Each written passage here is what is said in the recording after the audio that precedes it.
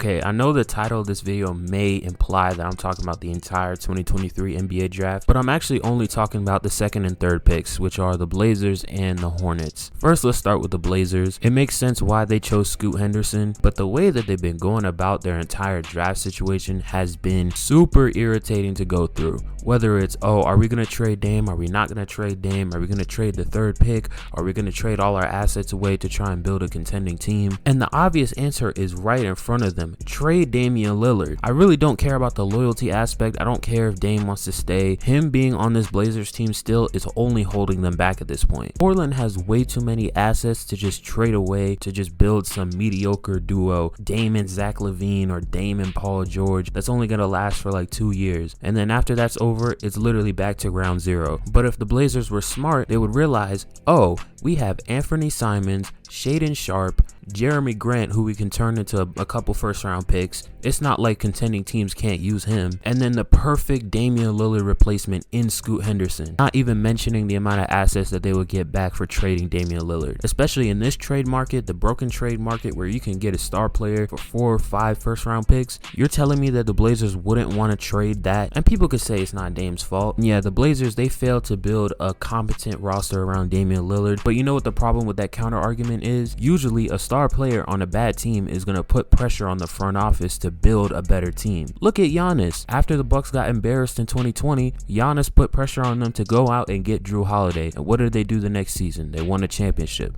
Dame had that opportunity a long time ago and he didn't put pressure. So now it's time for him to go. But that's all I got to say about the Blazers. Now I'm moving on to the Charlotte Hornets. And the thing about the Hornets, this front office constantly can't draft well. They can't draft well to save their lives. Even if it's the obvious pick, they still decide to just go in a completely different direction. Even after they didn't get lucky at the draft lottery, I was like, okay, we're not getting Victor. That was fine with me because Scoot was still available at number 2. But for some godforsaken reason, the Hornets still had an interest in Brandon Miller. Now, I'm not saying that Brandon Miller is going to be bad and he's not going to fit well next to LaMelo. I'm not saying that. But have we not learned from what the Warriors did in 2020 to not draft for fit? Drafting for fit is one of the best ways to ensure that you draft a bust, or at the very least that you'll regret your draft decision. Ironically enough, in that same 2020 draft, the Hornets were the same team that benefited from the Warriors drafting from fit. And instead of learning their lesson from what the Warriors did, they decide, oh, let's do the same thing they did. Let's make the same mistake they did. To put it simply, the main reason why I'm higher on Scoot Henderson than I am on Brandon Miller is just because Scoot, he has the mentality, he's always in the gym, and I just think he's more NBA ready. And that's what the Hornets really need in the locker room. They need a guy who's motivated. They need a guy who's not getting distracted by all these outside things.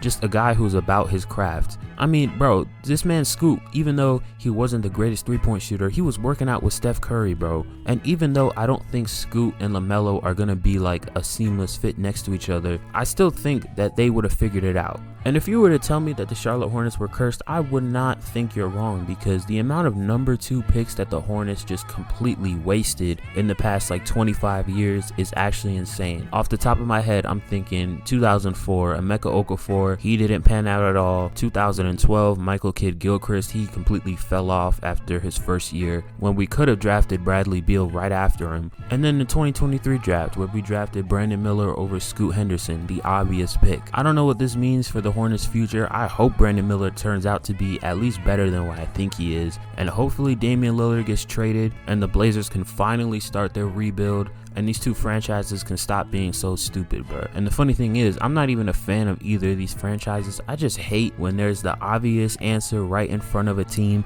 and they decide to do something different. Look at the Spurs. The Spurs had the obvious pick in Victor, number 1 overall, and they took Victor, number 1 overall, and now they're gonna have a franchise generational talent for the next 15 years. Like, no matter what, the Spurs will be the ultimate winners of this draft, unless the Blazers can somehow get some crazy super team out of this trade, which is like a negative a million chance of happening. But yeah, man, that's the end of this rant video. I just wanted to make this video just to get something off my chest. More proper and scripted, organized videos will be on the way soon, and I'm out. Peace.